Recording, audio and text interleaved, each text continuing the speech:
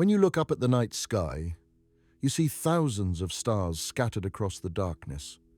But here is something that might change how you think about that view. Almost every single star visible to your naked eye belongs to just one galaxy.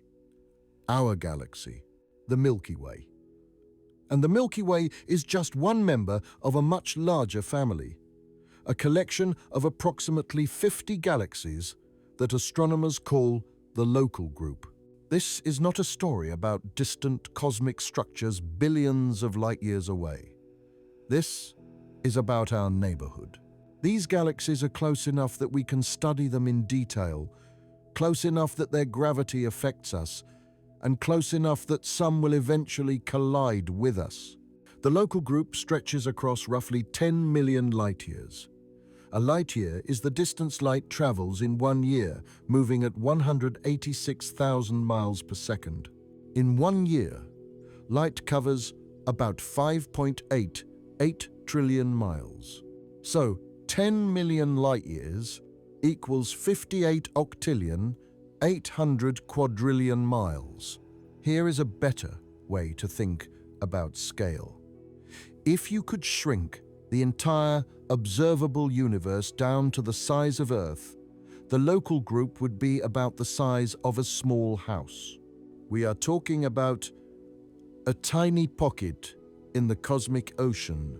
3 massive spiral galaxies dominate this pocket. First, our own Milky Way, home to somewhere between 100 billion and 400 billion stars, along with their planets, moons, asteroids, comets, and vast clouds of gas and dust. The Milky Way is a barred spiral galaxy with a central bar-shaped structure and spiral arms extending outward. Our Sun sits about 26,000 light-years from the galactic center in a spiral arm called the Orion Spur. Think of the Milky Way like a cosmic city. The center is downtown, densely packed with stars.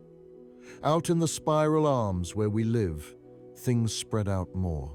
The whole structure spans about 100,000 light-years across and only about 1,000 light-years thick in the disk. If you scaled it down to the size of a dinner plate, it would be thinner than a sheet of paper.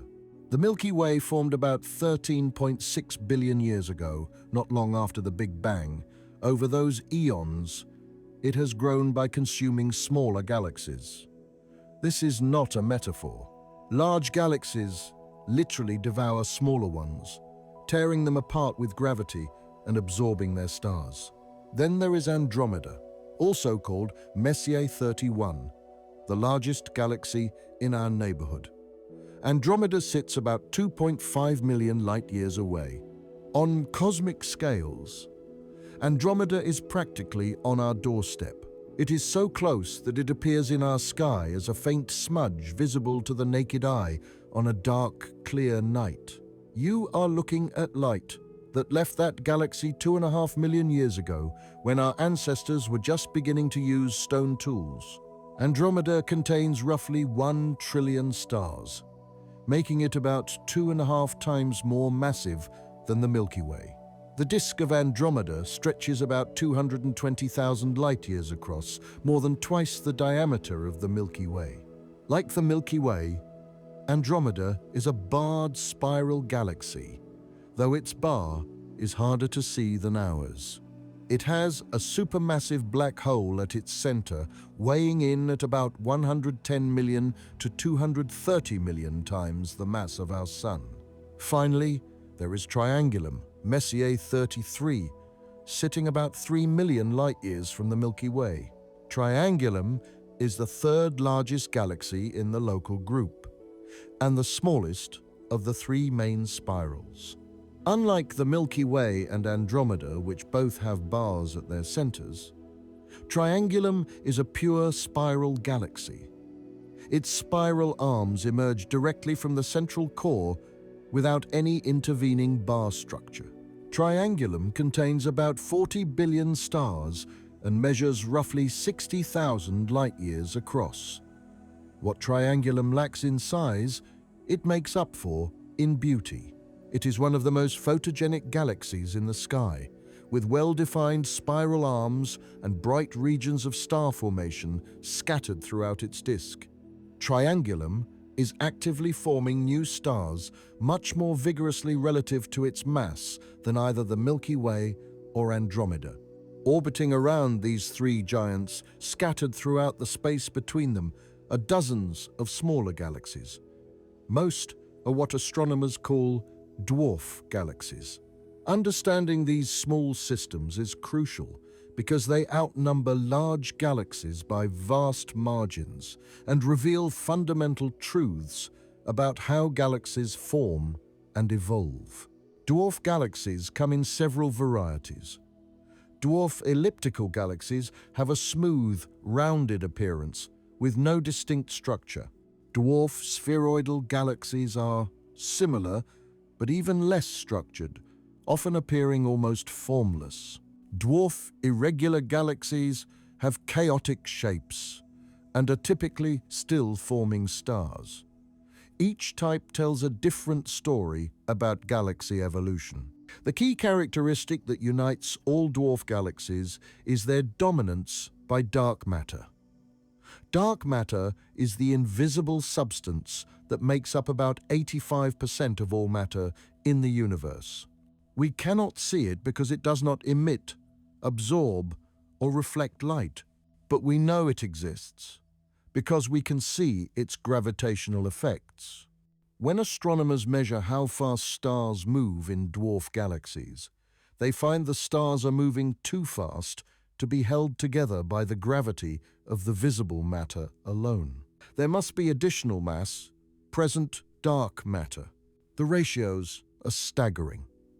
In typical dwarf spheroidal galaxies, dark matter outweighs visible matter by factors of hundreds to one. In the most extreme cases, like some ultra-faint dwarfs, the ratio reaches 3,000 to 1. These galaxies are essentially clouds of dark matter with a thin sprinkling of stars on top.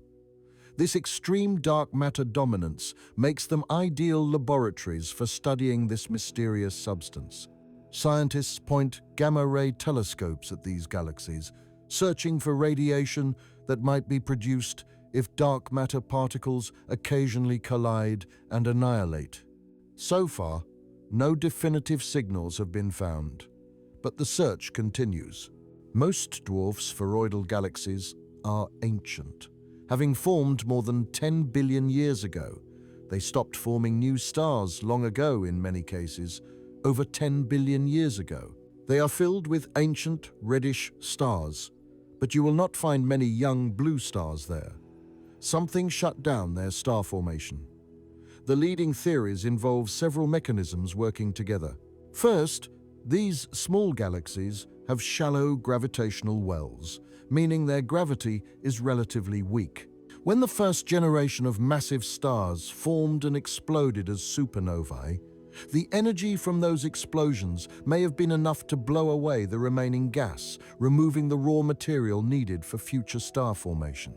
Second, radiation from the early universe may have heated the gas in these small galaxies too much for it to collapse and form new stars. This process, called reionization, happened in the first billion years after the Big Bang, when the first stars and galaxies formed and filled the universe with ultraviolet radiation. Third, environmental effects play a role. When a dwarf galaxy orbits close to a larger galaxy, like the Milky Way or Andromeda, several things happen. Tidal forces can strip stars away. Ram pressure from hot gas in the larger galaxy's halo can strip away cold gas clouds. Radiation from the larger galaxy can heat and ionize gas, preventing it from forming stars. The result is that most dwarf spheroidals are dead galaxies, fossils from the early universe, and that makes them incredibly valuable to astronomers.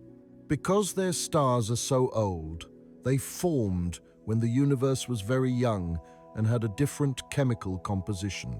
By studying the chemical elements in these stars, Astronomers can learn about conditions in the early universe and trace the history of element production from the pure hydrogen and helium of the Big Bang to the rich mix of elements we see today.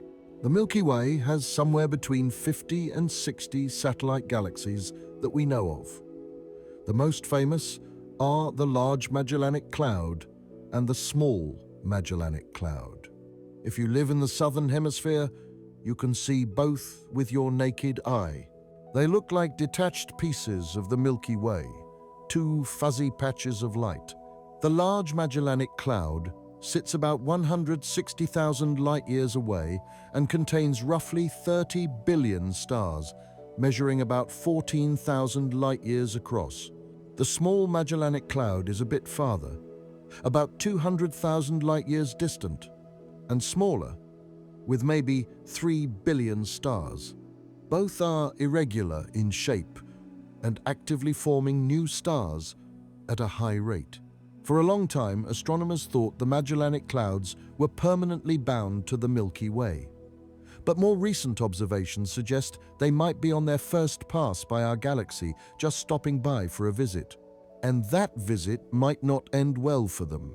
The Milky Way's gravity is already distorting both clouds, pulling streams of gas away from them. Eventually, they will probably be torn apart completely and absorbed. The Sagittarius Dwarf Elliptical Galaxy is particularly interesting because it is currently being destroyed by the Milky Way. It sits on the opposite side of our galaxy from us, about 70,000 light-years from the galactic center. The Sagittarius Dwarf has already made several passes through the Milky Way's disk. Each time, our galaxy's gravity pulls stars away from it. These stolen stars form long streams that wrap around the Milky Way multiple times, creating a complex web. When the Sagittarius Dwarf passes through the Milky Way's disk, it does more than just lose stars. The collision sends ripples through our disk, like a pebble dropped in a pond. These ripples can trigger star formation and might even affect the orbits of stars near the Sun. Some scientists think the Sagittarius Dwarf passed through the disk about 300 million years ago, possibly disturbing the solar system's orbit around the galactic center. Over the next few billion years, the Sagittarius Dwarf will continue to lose stars until it is completely torn apart. Its stars will become indistinguishable from the rest of the Milky Way's stellar population. The only evidence it ever existed will be the chemical signatures of its stars. The Fornax dwarf spheroidal galaxy sits about 460,000 light-years from the Milky Way. What makes Fornax remarkable is its collection of 6 globular clusters. Globular clusters are dense balls of stars, typically containing hundreds of thousands to millions of stars packed into a region only a few dozen light-years across. They are some of the oldest objects in the universe, with ages of 10 to 13 billion years. For a galaxy of Fornax's size and mass, 6 globular clusters is unusual. Most dwarf spheroidals have 0 or maybe 1. This tells us that Fornax was once much more massive. Imagine Fornax 10 billion years ago, perhaps 10 times its current mass, with enough gravity to form and retain these massive clusters. Then, over eons, as Fornax orbited the Milky Way, tidal forces slowly stripped away its outer layers. The globular clusters, being dense and compact, survived. They are like fossils, evidence of a much larger galaxy that existed in the distant past. The sculptor Dwarf Spheroidal sits about 290,000 light-years away. Discovered in 1937 by Harlow Shapley, Sculptor contains only a few million stars, all of them old. There has been no star formation in Sculptor for at least 10 billion years. What Sculptor lacks in star formation, it makes up for in scientific value. Its ancient stars preserve information about the early universe's chemical composition. Andromeda has at least 35 satellite galaxies. The most prominent are M32 and M110. M32 is a compact, elliptical galaxy sitting right next to Andromeda, only about 22,000 light-years from Andromeda's center. M32 contains several billion stars packed into a very small volume. It is one of the densest galaxies known, with stars much closer together than in typical galaxies. The compact nature of M32 suggests it might be the stripped core of what was once a much larger spiral galaxy. Billions of years ago, this larger galaxy may have come too close to Andromeda. Andromeda's gravity tore away the outer parts, stripping away its spiral arms, disk, and halo. What remained was just the dense central core. NGC 147 is a dwarf spheroidal galaxy about 2.7 million light-years from the Milky Way. NGC 147 is interesting because it seems to be in the process of falling into Andromeda. Its orbit is decaying. Each time it passes Andromeda, it loses energy. Its orbit becomes smaller. Eventually, perhaps in a few billion years, NGC 147 will fall into Andromeda and be torn apart. Beyond the satellites of the Big Three, the local group contains several isolated members floating in the space between the major systems. IC10 is a dwarf irregular galaxy, about 2.2 million light-years from the Milky Way, sitting roughly between us and Andromeda. IC10 is forming stars very actively. It has one of the highest star formation rates per unit mass of any galaxy in the local group. IC 1613 is another dwarf irregular galaxy, located about 2.4 million light-years from the Milky Way. It appears to be interacting with intergalactic gas clouds, which might be triggering its star formation. Sextans A and Sextans B are both dwarf irregular galaxies located about 4 to 5 million light-years from the Milky Way, at the outer edges of the local group. Both are forming new stars, though not as vigorously as IC10. Sextans A has a very elongated shape, suggesting it might have been disturbed by a gravitational interaction in the past. Then there are the ultra-faint dwarf galaxies, discovered only in the late 20th or early 21st century. These include galaxies like Segway 1, Segway 2, Willman 1, Boots 1, and Boots 2. These ultra-faint dwarfs are at the absolute lower limit of what we can call a galaxy. Some contain only a few thousand stars. Segway 1, discovered in 2006, is located about 75,000 light-years from the Milky Way and contains only about 1,000 stars. When Segway 1 was first discovered, there was debate about whether it was actually a dwarf galaxy or just a globular cluster. The key difference is that dwarf galaxies have dark matter, while globular clusters do not. By measuring the velocities of stars in Segway 1, astronomers determined that the stars were moving too fast to be held together by visible matter alone. This confirmed Segway 1 is indeed a galaxy. What makes Segway 1 extraordinary is its dark matter ratio of about 3,000 to 1. It is essentially a cloud of dark matter with a tiny sprinkling of stars. Willman 1 is even smaller, with only a few hundred stars orbiting the Milky Way at a distance of about 120,000 light-years. These ultra-faint dwarfs might be the most common type of galaxy in the universe. For every large galaxy like the Milky Way or Andromeda, there might be hundreds or thousands of these tiny galaxies scattered around. We just cannot see most of them because they are too far away and too faint. Moreover, these ultra-faint dwarfs are incredibly old. They seem to have formed their stars in a single burst more than 13 billion years ago, shortly after the Big Bang, and then stopped. This makes them fossils from the early universe. They formed from gas that was enriched by only a few of the first supernovae, so they have very low abundances of heavy elements.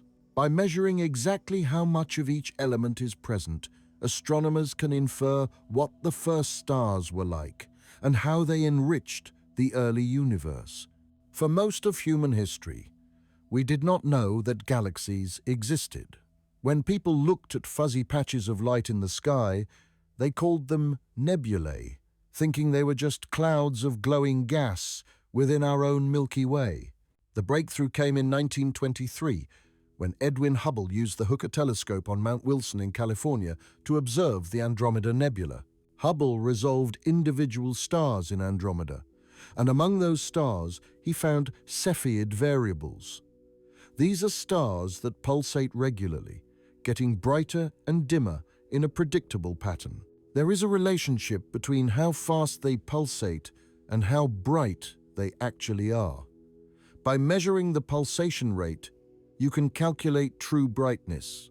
Comparing true brightness to apparent brightness gives you the distance.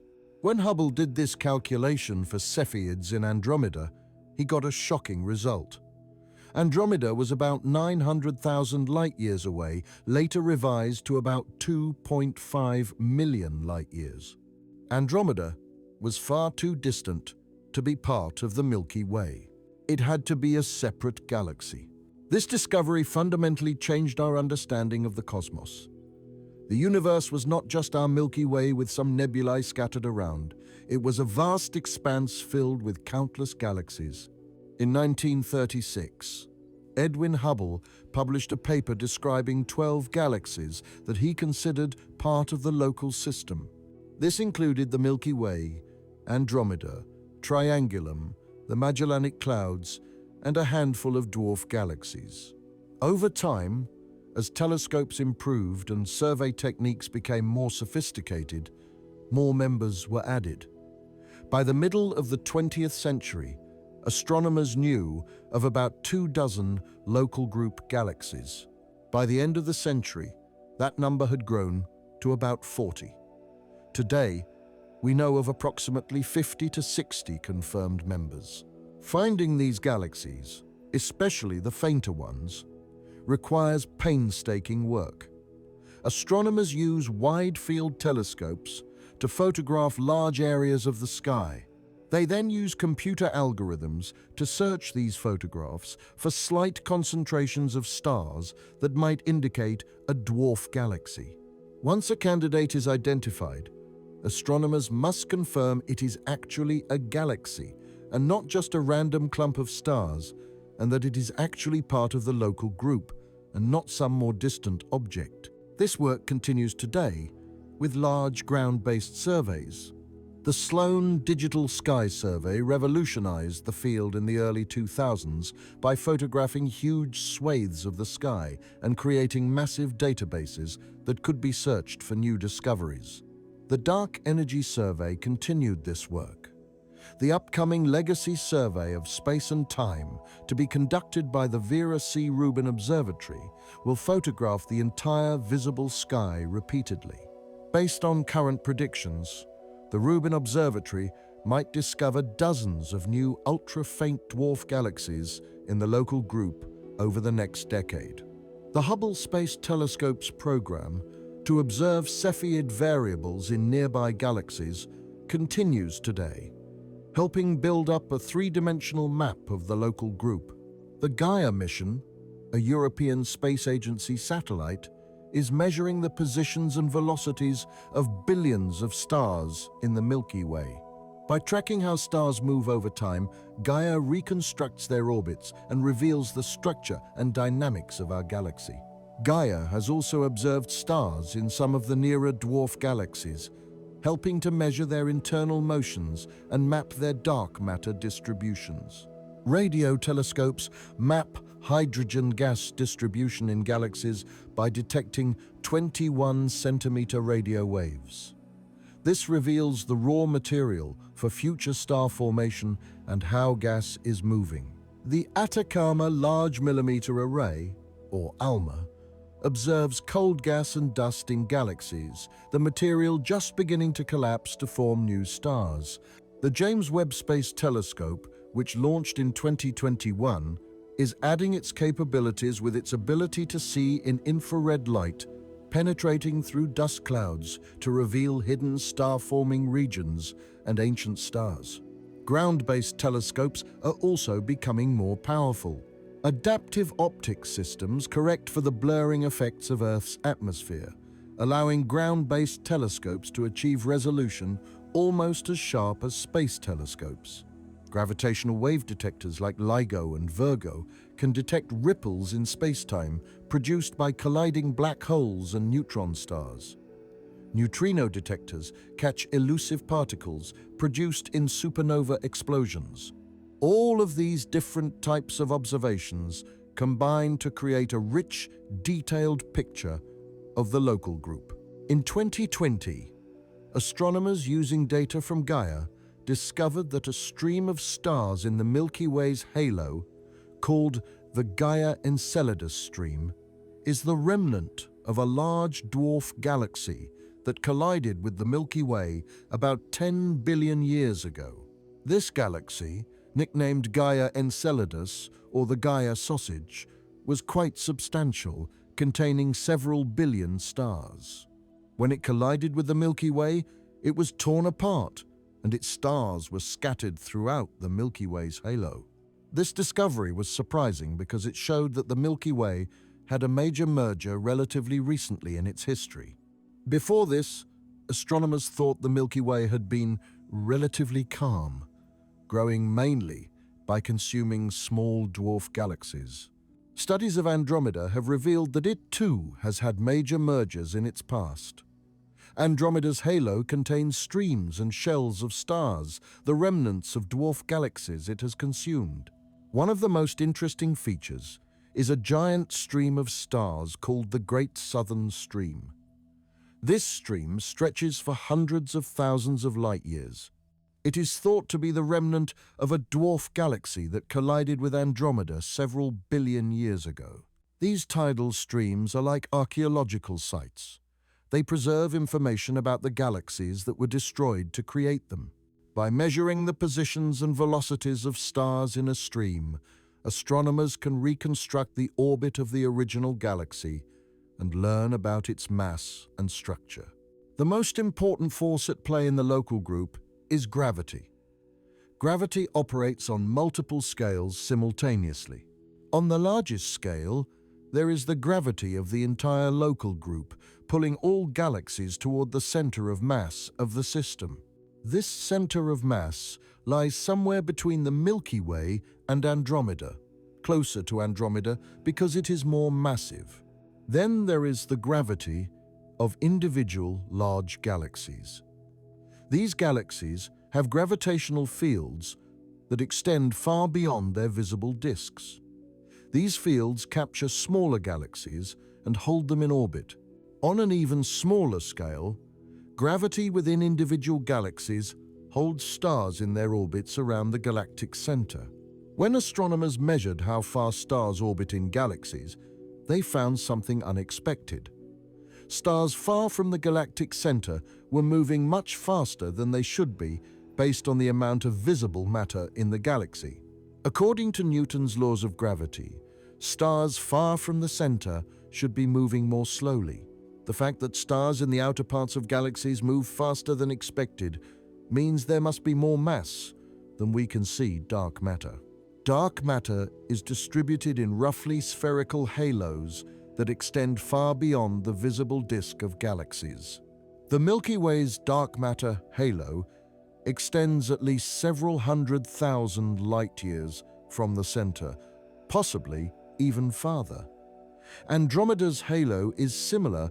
These halos overlap in the space between our galaxies.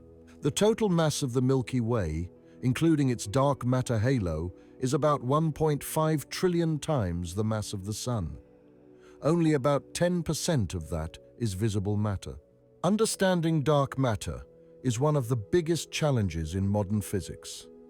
We know it exists because we can see its gravitational effects, but we do not know what it is made of. It does not emit, absorb, or reflect light. It only interacts through gravity and possibly through the weak nuclear force. Scientists have proposed many candidates for what dark matter might be. The most popular is a hypothetical particle called a WIMP, which stands for Weakly Interacting Massive Particle. WIMPs would be heavier than protons but would interact only weakly with normal matter. Experiments around the world are searching for WIMPs, trying to detect the rare occasions when a WIMP might collide with a normal atom. Another possibility is that dark matter consists of axions, extremely light particles. Or dark matter might be primordial black holes formed in the early universe, rather than from collapsing stars.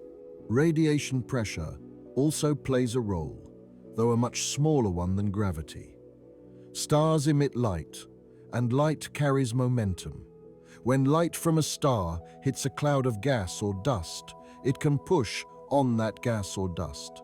For most purposes in galaxy dynamics, radiation pressure is negligible compared to gravity. But in certain situations, it can be important.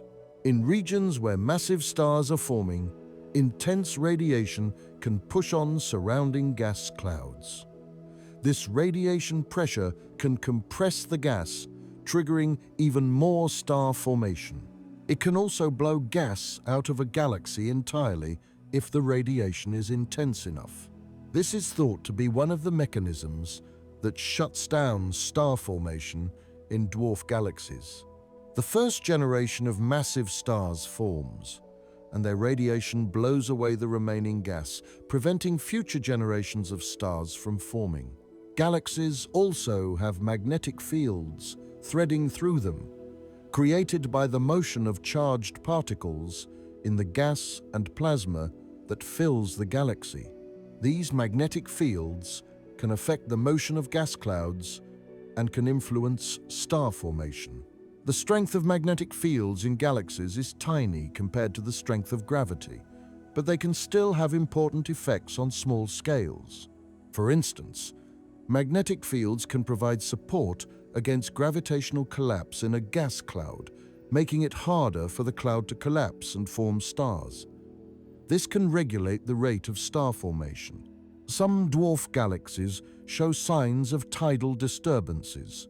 Their shapes are elongated or asymmetric, suggesting they have been stretched by the gravity of a larger galaxy. Streams of stars extend from some dwarfs, marking where stars have been pulled away. These tidal streams can persist for eons, slowly dispersing as individual stars drift apart. Dwarf galaxies can also interact with each other. When two dwarfs pass close together, their mutual gravity can perturb their orbits and trigger star formation. We see evidence of this in some irregular dwarf galaxies, which have bursts of recent star formation that might have been triggered by close encounters. The gas in and around local group galaxies also interacts. Galaxies contain vast amounts of gas, some within the galaxies themselves and some in the space between galaxies. This intergalactic gas can be pulled from one galaxy to another by gravity. It can be heated by shock waves from supernova explosions. It can be ionized by radiation from hot young stars. One particularly interesting interaction involves ram pressure stripping. When a dwarf galaxy moves through the hot diffuse gas that fills the space between galaxies, the pressure of that gas can strip away the cold gas from the dwarf galaxy.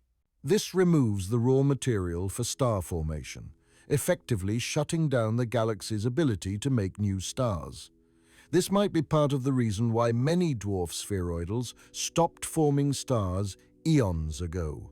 The local group is not isolated. It sits near the edge of a much larger structure called the Virgo supercluster, also known as the Laniakea supercluster. This is a vast concentration of galaxy groups and galaxy clusters spanning about 520 million light-years.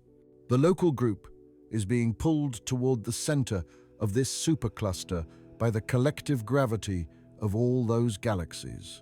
We are moving through space at about 1.3 million miles per hour, relative to the cosmic microwave background radiation, and much of that motion is due to this gravitational attraction. The local group is falling toward an especially dense region of the Virgo supercluster called the Great Attractor. This is a gravitational anomaly, a region where the density of matter is much higher than average. The Great Attractor is pulling not just the local group, but hundreds of other galaxy groups and clusters toward it. Beyond the Great Attractor, there is an even larger concentration of galaxies called the Shapley supercluster, also exerting a gravitational pull on us. One way to think about the local group is as a hierarchy of structures. At the top level, you have the group as a whole, a collection of galaxies spanning 10 million light-years. At the next level down, you have subgroups centered on the Milky Way and Andromeda. Each contains one large galaxy surrounded by dozens of smaller satellites. At an even finer level, you have individual galaxies, each containing billions of stars organized into disks, bulges, and halos. And at the finest level, you have stellar systems, individual stars and their planets, moons, asteroids, and comets. Each level has its own characteristic timescales and physical processes. At the level of individual stars, things happen relatively quickly. Stars form, evolve, and die over millions to billions of years. Planets orbit their stars over years to decades. At the level of galaxies, things happen more slowly. It takes hundreds of millions of years for a star to complete one orbit around the galactic center. At the level of the local group, things happen even more slowly. This hierarchy is a fundamental feature of the universe. It exists because gravity is a long-range force that can act over vast distances, and also because matter tends to clump together under its influence. Start with a nearly uniform distribution of matter. Add gravity and time, and you get hierarchical structure. On the smallest scales, matter clumps into stars and planets. On larger scales, stars clump into galaxies. On even larger scales, galaxies clump into groups and clusters. And on the largest scales, groups and clusters clump into superclusters and filaments. The local group is one node in this vast cosmic web, connected to other groups and clusters through tendrils of dark matter and galaxies. Modern cosmological simulations are incredibly sophisticated. They include not just gravity and dark matter, but also the physics of gas, star formation, feedback from supernovae and stellar winds, radiation from stars, magnetic fields, and cosmic rays. They run on some of the most powerful supercomputers in the world and can track billions of particles as they evolve over cosmic time. By running these simulations and comparing the results to what we observe, astronomers test whether their theoretical models are correct. If the simulations produce galaxies that look like the ones we see, with similar sizes, structures, and properties, then the models are probably on the right track. One of the great successes of this approach has been the development of the Lambda CDM model of cosmology. This is our current best model of how the universe formed and evolved. Lambda refers to dark energy, the mysterious force causing the expansion of the universe to accelerate. CDM stands for cold dark matter, a particular type of dark matter that moves relatively slowly compared to the speed of light.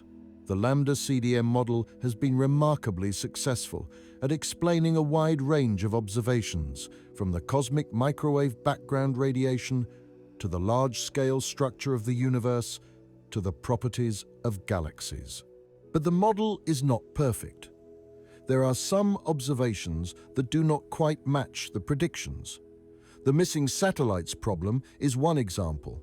Computer simulations of how dark matter should behave predict that a large galaxy like the Milky Way should have hundreds or even thousands of small dark matter halos orbiting around it. Some of these halos should have stars in them, making them dwarf galaxies. But we only see a few dozen dwarf galaxies around the Milky Way. Where are all the others? There are several possible answers. Maybe many of the predicted dark matter halos are too small to form stars, so they are invisible to us. Maybe we have not found them yet because they are too faint. Maybe the simulations are wrong and there are not as many small halos as predicted. Or maybe our understanding of dark matter is incomplete. Another discrepancy is the core cusp problem, which has to do with the distribution of dark matter in the centers of dwarf galaxies. Simulations predict that dark matter should be very concentrated at the centers of galaxies, forming what is called a cusp. But observations suggest that the dark matter in dwarf galaxies is more evenly distributed, forming what is called a core. These discrepancies might indicate that our models are missing some important physics. Maybe star formation and supernova feedback are more effective at redistributing dark matter than the simulations account for. Maybe dark matter has properties we do not yet understand. Or maybe better observations will resolve the discrepancies. The major prediction of these simulations is the hierarchical model of galaxy formation. According to this model, galaxies form from the bottom up. Small structures form first, then merge to form larger structures, which merge to form even larger structures.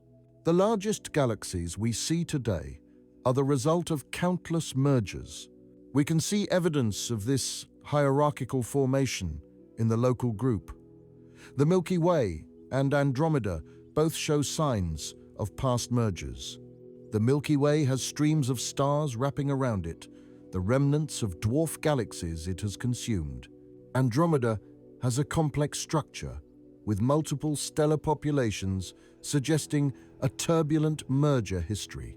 We have known for about a century now that Andromeda is moving toward us. Or more accurately, we are moving toward each other. While most galaxies in the universe are moving away from us due to the expansion of space, Andromeda is one of the few galaxies that is actually getting closer. It is approaching at about 250,000 miles per hour. Current models suggest that about 4 billion years from now, the Milky Way and Andromeda will likely collide, though recent studies indicate there is some uncertainty about this, perhaps a 50% chance it happens as predicted.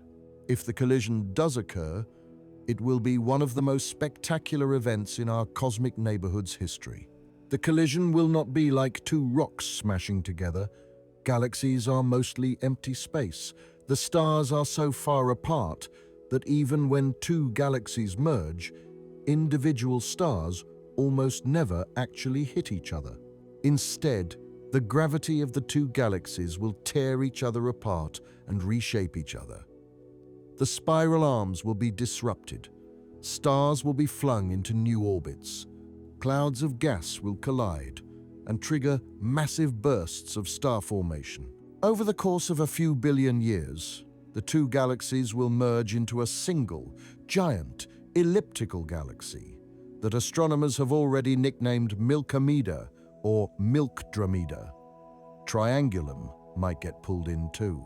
Computer simulations suggest Triangulum could either collide with Andromeda before the Milky Way does, or it could be ejected from the local group entirely.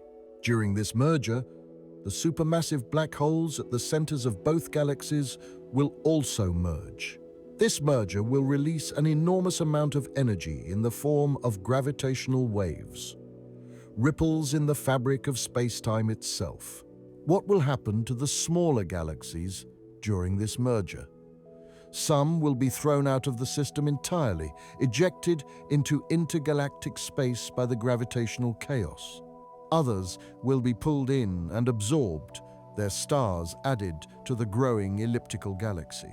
A few might survive as satellites of the new merged galaxy, but they will be greatly diminished. But even further into the future, things get more interesting. The universe is expanding, and the rate of expansion is accelerating. This acceleration is caused by dark energy. Because of this expansion, distant galaxies are moving away from us. The farther away a galaxy is, the faster it is receding. There is a distance beyond which galaxies are receding from us faster than the speed of light. Not because they are moving through space faster than light, which is impossible, but because the space between us and them is expanding faster than light can traverse it. This means that light from those galaxies will never reach us. They are beyond what is called the cosmic event horizon. As the universe continues to expand and accelerate, this horizon will get closer. Galaxies that we can see today will eventually cross this horizon and disappear from view.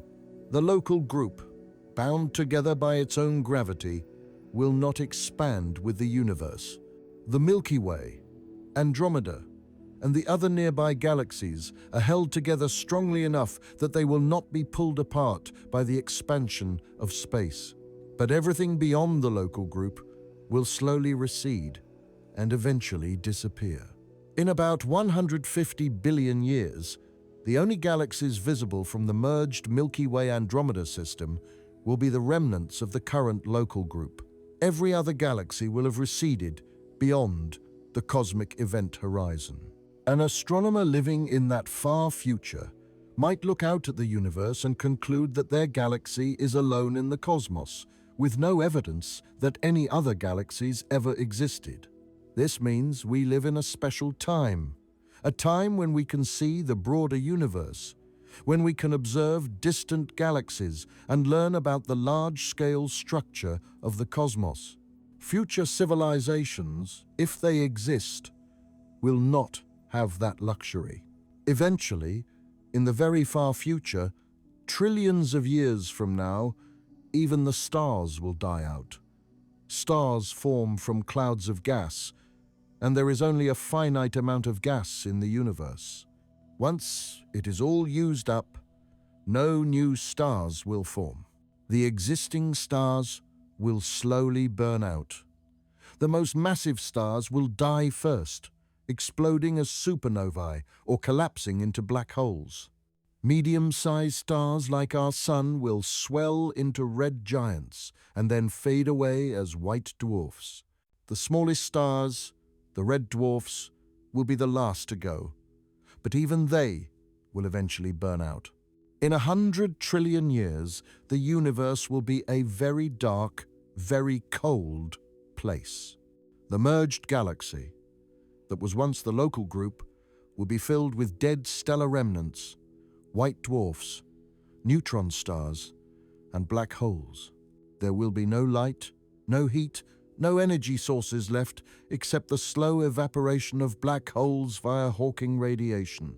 We do not know if there is life beyond Earth. We have not found any definitive evidence of it yet. But if life exists elsewhere, where might it be? Within our own Milky Way, there are hundreds of billions of stars, and we now know that most of those stars have planets. Some of those planets are in the habitable zone, the region around a star where temperatures are right for liquid water to exist on a planet's surface. Liquid water is considered essential for life as we know it. So, there are potentially billions of habitable planets in the Milky Way alone. If we extend this to the whole local group, the numbers become even more staggering. Andromeda has 1 trillion stars. Triangulum has 40 billion. Even the smaller galaxies have millions or billions of stars. If only a tiny fraction of those stars have habitable planets, and if only a tiny fraction of those habitable planets actually develop life, there could still be thousands or millions of living worlds in the local group. The key requirements for life as we know it are liquid water, a source of energy, and the right chemical building blocks. Water is common in the universe. Hydrogen and oxygen, the components of water, are the first and third most abundant elements in the universe. Anywhere you have the right temperature and pressure, water can exist in liquid form. Energy sources are also common. Stars provide energy through their light and heat. Chemical reactions can provide energy. Radioactive decay in a planet's interior can provide energy.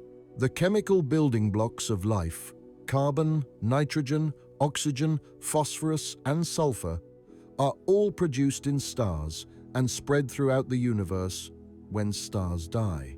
These elements are present in the gas clouds that form new stars and planets. So the ingredients for life are common. The question is whether they come together in the right way to actually produce life. On Earth, life arose relatively quickly after the planet formed. The Earth is about 4.5 billion years old, and we have evidence of life dating back at least 3.5 billion years. That means life arose in the first billion years of Earth's existence, possibly much sooner. If life arises readily whenever conditions are suitable, then there should be life throughout the local group. And if intelligent life does exist elsewhere, could we ever communicate with it? The distances are enormous. Even at the speed of light, it would take 2.5 million years for a message to reach Andromeda and another 2.5 million years for a reply to come back. But within our own Milky Way, the distances are more manageable. If there is intelligent life elsewhere in our galaxy, and if they have developed radio technology like we have, we might be able to detect their signals, or they might detect ours. This is the premise of the Search for Extraterrestrial Intelligence, or SETI. Radio telescopes scan the sky, looking for artificial signals that might indicate the presence of a technological civilization.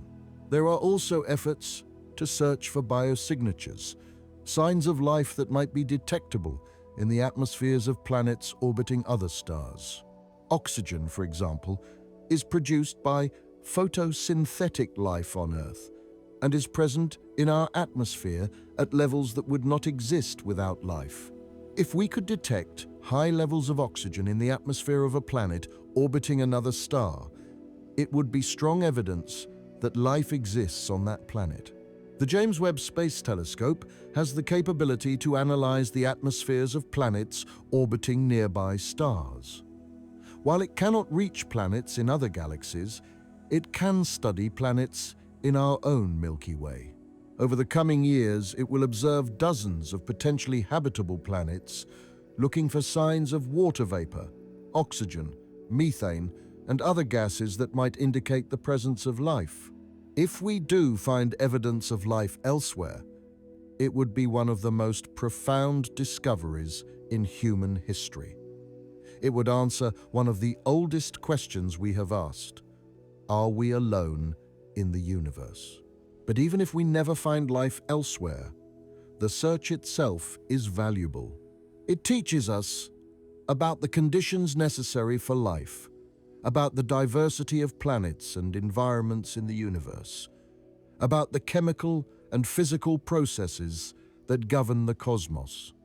Studying the local group has taught us fundamental truths about how the universe works. First, we have learned that galaxies come in a huge range of sizes, from giants like Andromeda with 1 trillion stars to ultra-faint dwarfs with only a few thousand stars. This diversity tells us that galaxy formation is a complex process with many different possible outcomes depending on the initial conditions and the environment. Second, we have learned that galaxies are not isolated objects. They interact constantly. They collide and merge. They exchange gas. They pull stars away from each other.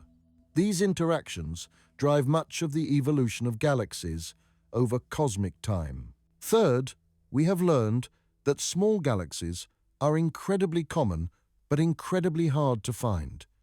The local group probably contains many more dwarf galaxies than we have discovered so far. By studying the orbits of satellite galaxies around the Milky Way, astronomers have been able to measure the total mass of the Milky Way, including its dark matter halo. By studying the star formation histories of dwarf galaxies, astronomers have learned about the conditions in the early universe. The oldest dwarf galaxies formed their stars when the universe was only a few 100 million years old. These first stars, called population 3 stars, were probably very massive, perhaps hundreds of times the mass of the Sun. They lived fast and died young, exploding as supernovae and seeding the universe with the first heavy elements. The next generation of stars incorporated these heavy elements into their makeup. By studying the chemical composition of stars in ultra-faint dwarfs, astronomers can learn about what those first population 3 stars were like. The local group teaches us about the cosmic web, the large-scale structure of the universe. The cosmic web is a network of filaments and sheets of galaxies separated by vast voids. The local group sits on a filament of this web, and the pull of that filament affects our motion through space. The local group also plays a crucial role in calibrating the cosmic distance ladder, the series of methods used to measure distances throughout the universe. We measure nearby star distances using parallax. These calibrate Cepheid variables. Cepheids calibrate distances to local group galaxies. These calibrate Type 1a supernovae, visible to much greater distances. This chain allows us to measure distances across the observable universe. The local group is also important for understanding reionization, which happened in the first billion years after the Big Bang. Initially, atoms in the universe were ionized. As the universe expanded and cooled, electrons recombined with nuclei to form neutral atoms. Then the first stars and galaxies formed, and their ultraviolet light reionized the hydrogen. Ultra-faint dwarf galaxies in the local group formed during or shortly after reionization, carrying information about the first generations of stars and galaxies. When we look at the galaxies in the local group, we are seeing objects that are millions of light years away. The light from Andromeda that reaches us tonight left that galaxy 2.5 million years ago. We are not seeing Andromeda as it is now, but as it was in the distant past. This illustrates that there is no such thing as a universal now that applies throughout the universe. The concept of simultaneity breaks down over cosmic distances. This is a consequence of Einstein's theory of relativity. The local group also illustrates the principle that the same physical laws apply everywhere in the universe. The stars in Andromeda follow the same laws of physics as the stars in the Milky Way. Gravity works the same way there as it does here. This universality of physical law is one of the foundational assumptions of science. The local group is fairly typical as galaxy groups go. It has a couple of large galaxies and many smaller ones, which is common. The Milky Way's position within the local group is not particularly unusual. This ordinariness is part of what is called the Copernican principle, the idea that we do not occupy a special or privileged position in the universe. The next few decades promise to be an exciting time for local group studies. New surveys will discover more members. New telescopes will observe known members in unprecedented detail. New simulations will model the formation and evolution of the local group with increasing realism. The Vera C. Rubin Observatory will survey the sky night after night, building up a massive database that can be mined for new discoveries. The extremely large telescope, currently under construction in Chile, will be able to resolve individual stars in galaxies throughout the local group. The Nancy Grace Roman Space Telescope will survey large areas of the sky in infrared light, revealing hidden populations of stars. Each of these facilities will contribute new pieces to the puzzle. And there is still so much to discover. Why do some dwarf galaxies have globular clusters while others do not? What determines whether a dwarf galaxy continues to form stars or shuts down? How much dark matter is there in the local group, and how is it distributed? Are there more ultra-faint dwarfs waiting to be discovered? What will the local group look like in 10 billion years after the Milky Way and Andromeda have merged? The local group is our window on the universe. It is where we learn about galaxy formation, dark matter, cosmic evolution, and our place in the grand scheme of things. Every discovery adds another piece to the puzzle. Every new telescope reveals more detail. Every simulation brings us closer to understanding how it all works. When you look at the night sky, most of what you see with your naked eyes is part of the Milky Way. But revealed by our telescopes are the other members of our cosmic community. The Magellanic Clouds in the southern sky, Andromeda as a faint smudge in the north, Triangulum, and dozens of dwarf galaxies, each one a tiny island of stars in the vast darkness of space. These galaxies are separated from us by distances that dwarf the space between stars, but they are still close enough that we can study them, close enough that their gravity affects us, close enough that our futures are connected. The approximately 50 galaxies of the local group are more than just astronomical objects. They are our cosmic context, the structure within which we exist. Understanding them means understanding ourselves, our origins, and our future in the cosmos. And that, in the end, is why we study the local group, not just because it is there, but because understanding it helps us understand ourselves and our place in the universe. To truly understand the local group, we need to understand what galaxies are made of and how they are structured. A galaxy is not just a random collection of stars. It is an organized system with distinct components, each with its own properties and history. Take the Milky Way as an example. At its center is the bulge, a roughly spherical concentration of old stars. The bulge contains about 10 billion stars packed into a region only a few thousand light-years across. The density of stars in the bulge is much higher than in the disk where we live. If you could somehow transport the solar system to the bulge, the night sky would be filled with thousands of stars brighter than Venus. Extending from the bulge is the disk, a flattened structure where most of the star formation happens. The disk contains most of the Milky Way's gas and young stars. It is organized into spiral arms, though the exact number and structure of these arms is still debated. The spiral arms are not permanent structures like the spokes of a wheel. They are density waves, regions where stars and gas are temporarily compressed as they orbit the galaxy. Think of it like a traffic jam on a highway. The cars move through the jam, but the jam itself stays in roughly the same place. Similarly, stars move through the spiral arms, but the arms themselves persist for hundreds of millions of years. The compression in the spiral arms triggers star formation, which is why the spiral arms appear bright in photographs of galaxies. Surrounding the disk and bulge is the halo, a roughly spherical region containing old stars, globular clusters, and very little gas. The halo extends far beyond the visible disk, perhaps as far as several 100,000 light-years.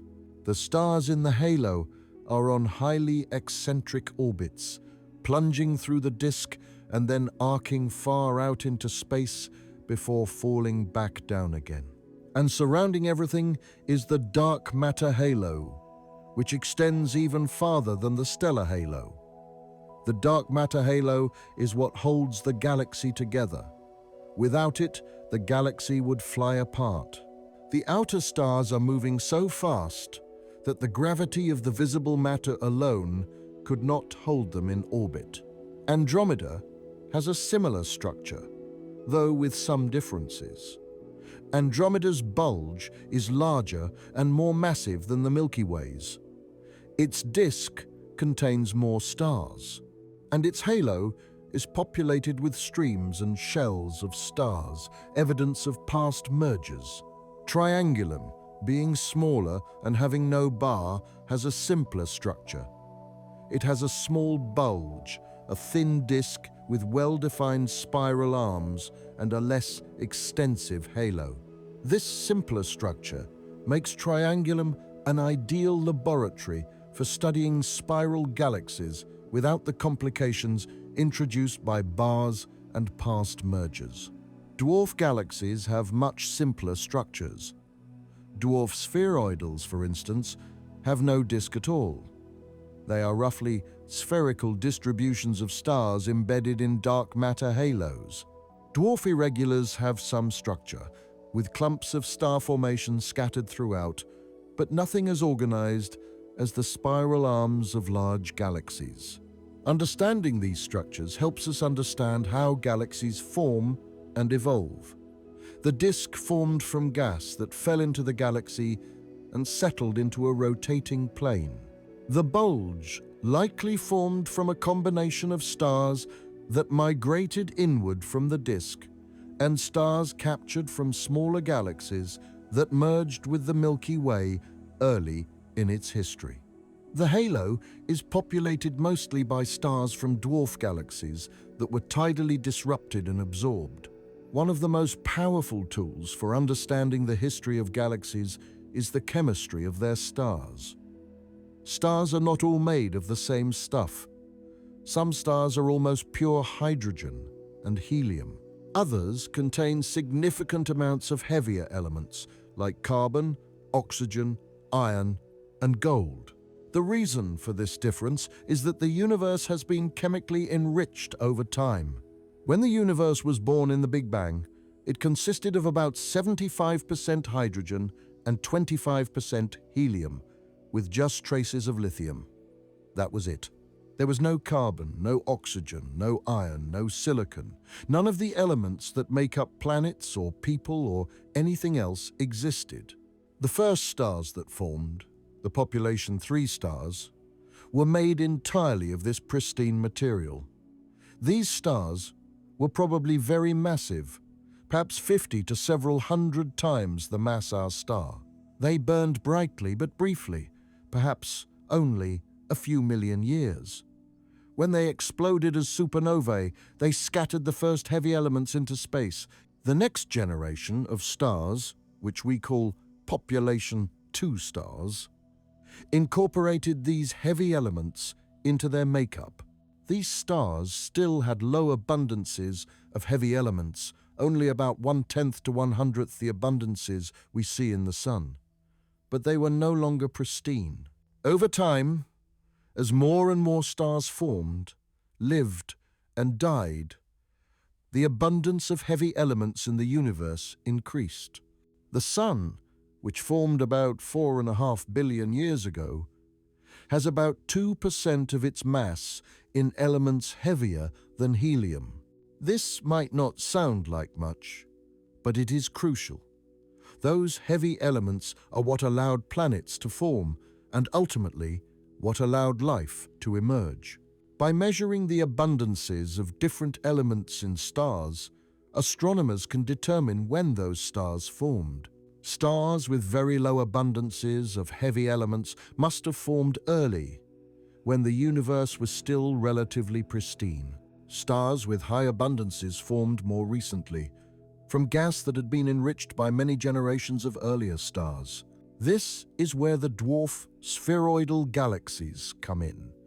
Many of their stars have extremely low abundances of heavy elements, indicating they formed very early in the universe's history. Some stars in ultra-faint dwarfs have iron abundances only 1/10,000th that of the Sun. These stars are among the oldest in the universe, formed when the universe was only a few 100 million years old. But it is not just the total abundance of heavy elements that matters. The ratios of different elements also tell a story. For example, oxygen and magnesium are produced primarily in massive stars that explode as supernovae shortly after they form. Iron, on the other hand, is produced both in massive star supernovae and in a different type of supernova called a Type 1a supernova, which happens when a white dwarf accumulates too much mass from a companion star. Type 1a supernovae take longer to happen because it takes time for a white dwarf to accumulate enough mass. So in the early universe, before Type 1a supernovae started happening, the ratio of oxygen to iron was much higher than it is today. By measuring the oxygen to iron ratio in old stars, astronomers can determine when those stars formed relative to when Type 1a supernovae started happening. This helps reconstruct the early history of star formation in the galaxy. Different elements also tell us about different types of stellar processes. Elements like strontium, barium, and europium are produced in the rapid neutron capture process, or R process, which happens in neutron star mergers and certain types of supernovae. Elements like carbon and nitrogen are produced in lower mass stars during their later evolutionary stages. By measuring all these different elements, astronomers can piece together the full history of element production in a galaxy. The Milky Way's halo contains stars with a wide range of chemical compositions, reflecting the fact that the halo was built up from many different dwarf galaxies that were accreted over time. Each of these dwarf galaxies had its own chemical evolution history, and when they were disrupted, their stars preserved the chemical signatures of their parent galaxies. By analyzing the chemical compositions of halo stars, astronomers can identify groups of stars that likely came from the same parent galaxy, even though that galaxy was destroyed billions of years ago. They can piece together how many dwarf galaxies the Milky Way has accreted, when each accretion happened, and how massive each parent galaxy was. Galaxies are not static objects. Stars are constantly forming, evolving, and dying. Understanding the star formation history of a galaxy, when and how rapidly it formed stars over its lifetime, is crucial for understanding how the galaxy evolved. Star formation happens when clouds of gas and dust collapse under their own gravity. The gas heats up as it collapses, and eventually the temperature and pressure at the center become high enough for nuclear fusion to begin. A star is born. But star formation is a surprisingly inefficient process. Only about 1 to 2% of the gas in a molecular cloud actually ends up in stars. The rest is blown away by stellar winds and supernova explosions, or it simply fails to collapse because of magnetic fields or turbulence in the gas. The rate at which a galaxy forms stars depends on how much gas it has and how efficiently that gas can collapse to form stars. Large spiral galaxies like the Milky Way and Andromeda have steady, ongoing star formation. They form several new solar masses worth of stars per year. This is a modest rate at this pace. It would take billions of years to convert all their gas into stars. Starburst galaxies, on the other hand, form stars at much higher rates, sometimes hundreds or thousands of solar masses per year. These bursts of star formation are typically triggered by galaxy mergers or close encounters, which compress the gas and trigger rapid star formation. The bursts do not last long, though perhaps only a few tens of millions of years, because the intense star formation quickly exhausts the available gas. Dwarf irregular galaxies like IC10 have modest star formation rates in absolute terms, but relative to their mass, they are forming stars quite vigorously. They have enough gas to sustain star formation for billions of years at their current rates. Dwarf spheroidal galaxies, on the other hand, have no ongoing star formation.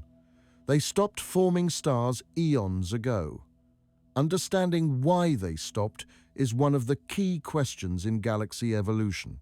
Astronomers study star formation histories by examining the populations of stars in a galaxy. Young stars are hot and blue, middle-aged stars like the Sun are yellow, old stars are cool and red. By measuring the numbers of stars of different colors and brightnesses, astronomers can reconstruct when those stars formed. This technique, called stellar population synthesis, reveals that different galaxies have very different star formation histories. Some galaxies formed most of their stars early and then stopped.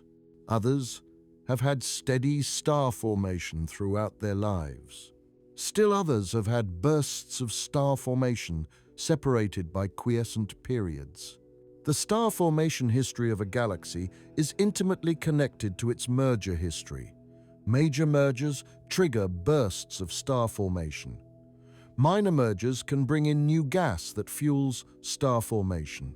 Isolation can lead to gradual star formation as gas slowly settles into the disk. At the center of almost every large galaxy, including the Milky Way and Andromeda, lurks a supermassive black hole. These are not the stellar mass black holes that form when massive stars collapse. These are black holes with masses of millions to billions of times the mass of the Sun. The Milky Way's central black hole, called Sagittarius A star, has a mass of about 4 million times the mass of the Sun. We know it is there because we can see stars orbiting around it. These stars move incredibly fast. Some orbit at speeds of several percent the speed of light. By measuring the orbits of these stars, astronomers have determined the mass of the black hole and even measured effects predicted by Einstein's theory of general relativity. Andromeda's central black hole is more massive, perhaps 110 million to 230 million solar masses. Triangulum likely has a supermassive black hole too, though it is harder to detect because Triangulum is farther away and we cannot resolve individual stars near its center. How did these supermassive black holes form? This is still an open question. One possibility is that they formed from the first generation of stars in the early universe. If some of these first stars were massive enough, they might have collapsed directly into black holes without exploding as supernovae. These seed black holes could then have grown by accreting gas and by merging with other black holes.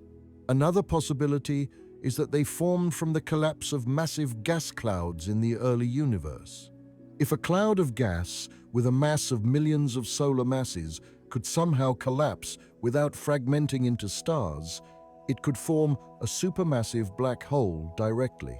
However they formed, supermassive black holes play an important role in galaxy evolution. When gas falls into a supermassive black hole, it heats up and emits enormous amounts of energy. This energy can blow away gas from the galaxy, shutting down star formation. This is called active galactic nucleus feedback, and it is thought to be one of the reasons why the most massive galaxies stopped forming stars. In the local group, the central black holes are relatively quiet.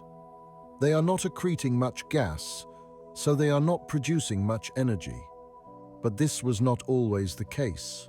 Evidence suggests that both the Milky Way's and Andromeda's black holes were more active in the past when there was more gas available for them to accrete. When the Milky Way and Andromeda merge, their central black holes will eventually merge too. This merger will release a tremendous amount of energy in the form of gravitational waves. Gravitational wave detectors like LIGO and Virgo are too small to detect such low-frequency gravitational waves. But future space-based detectors like LISA might be able to observe similar events in distant galaxies.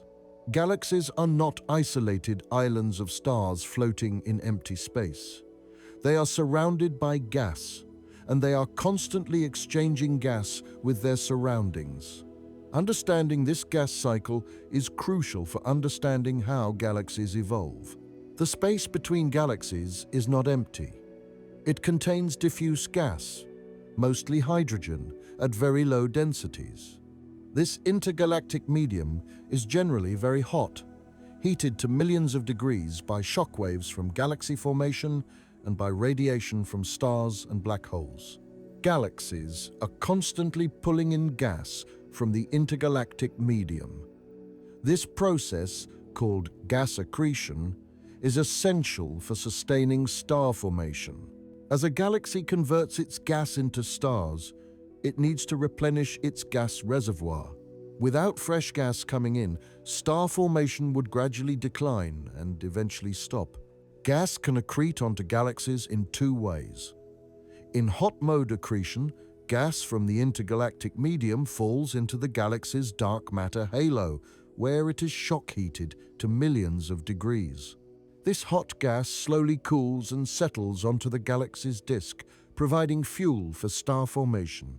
In cold mode accretion, gas streams along filaments in the cosmic web and falls directly onto the galaxy without being shock heated. This mode is thought to be more important in the early universe and in lower mass galaxies. Galaxies also lose gas. Stellar winds from massive stars blow gas out of the galaxy. Supernova explosions blast gas into space at high velocities. In small galaxies with shallow gravitational wells, this gas can escape entirely, leaving the galaxy with less gas available for future star formation. In larger galaxies, much of the gas blown out by stellar winds and supernovae eventually falls back onto the galaxy. This creates a galactic fountain, where gas is constantly cycling between the disk, the halo, and back to the disk. The intergalactic medium in the local group is very diffuse and hard to observe. But it is there, and it plays a role in the evolution of local group galaxies. Gas stripped from dwarf galaxies by tidal forces or ram pressure does not disappear. It joins the intergalactic medium, where it can eventually be accreted by larger galaxies. Galaxies are filled with more than just stars and gas. They also contain high-energy particles called cosmic rays and magnetic fields that thread through the gas and stars. Cosmic rays are charged particles, mostly protons, accelerated to nearly the speed of light. They are produced in supernova remnants, where the shock waves from the explosion accelerate particles to extreme energies. Cosmic rays permeate the galaxy, bouncing off magnetic fields and interacting with gas. When cosmic rays collide with gas atoms, they can produce gamma rays and neutrinos. They can also heat the gas and ionize it, affecting the rate of star formation. In some models, cosmic rays provide significant pressure support in the gas, helping to regulate how quickly gas collapses to form stars. Magnetic fields in galaxies are generated by the motion of charged particles in the gas and plasma. The rotation of the galaxy, combined with turbulence in the gas, creates a dynamo effect that amplifies weak seed magnetic fields over time. The magnetic fields we observe in galaxies today are the result of billions of years of this dynamo process. Magnetic fields affect how gas moves and collapses. They can provide support against gravitational collapse, making it harder for gas clouds to form stars. They can also channel gas flows, creating filaments and structures in the interstellar medium. Measuring magnetic fields in other galaxies is challenging. One technique is to observe polarized radio emission from the galaxies. Charged particles spiraling in magnetic fields emit radio waves with a preferred polarization direction. By mapping this polarization, astronomers can map the magnetic field structure. Another technique is to measure the Faraday rotation of background radio sources. As polarized radio waves pass through a magnetized plasma, their polarization direction rotates. The amount of rotation depends on the strength of the magnetic field and the density of the plasma. These observations show that galaxies like the Milky Way and Andromeda have large-scale magnetic fields with strengths of a few microgauss. This is about 1,000,000 times weaker than Earth's magnetic field, but strong enough to affect the dynamics of the gas. One interesting feature of spiral galaxies is that they have metallicity gradients.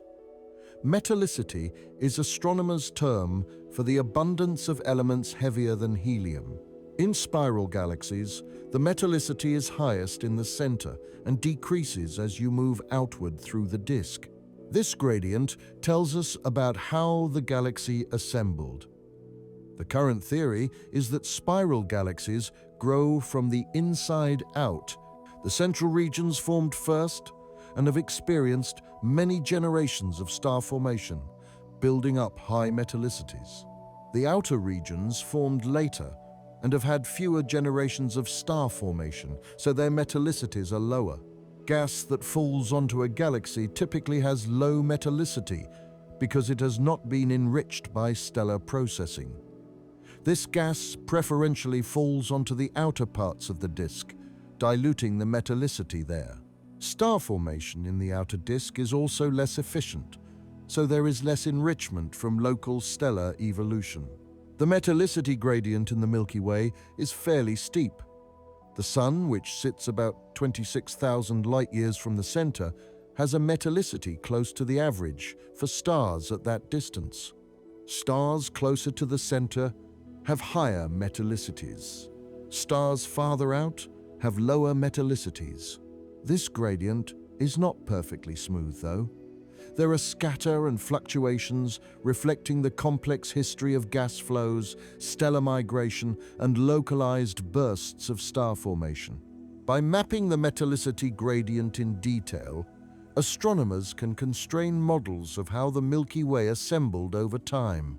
Andromeda also has a metallicity gradient, though it is less well studied than the Milky Way's, because Andromeda is farther away and harder to observe in detail. Future observations with instruments like the James Webb Space Telescope will allow astronomers to map Andromeda's metallicity gradient more precisely. Dwarf galaxies generally do not have strong metallicity gradients because they are too small. Their gas is well mixed by turbulence and stellar feedback, homogenizing the metallicity throughout the galaxy. To truly understand the local group, we need to understand the context in which its galaxies formed. This takes us back to the early universe, to a time called the Epoch of Reionization. In the first few 100 million years after the Big Bang, the universe was dark. There were no stars, no galaxies, just clouds of hydrogen and helium gas slowly collapsing under gravity. This period is sometimes called the Cosmic Dark Ages, but eventually, the first stars formed. These population 3 stars were massive and hot, producing copious amounts of ultraviolet radiation. This radiation ionized the hydrogen gas around the stars, creating bubbles of ionized gas. As more and more stars formed, these bubbles grew and eventually merged.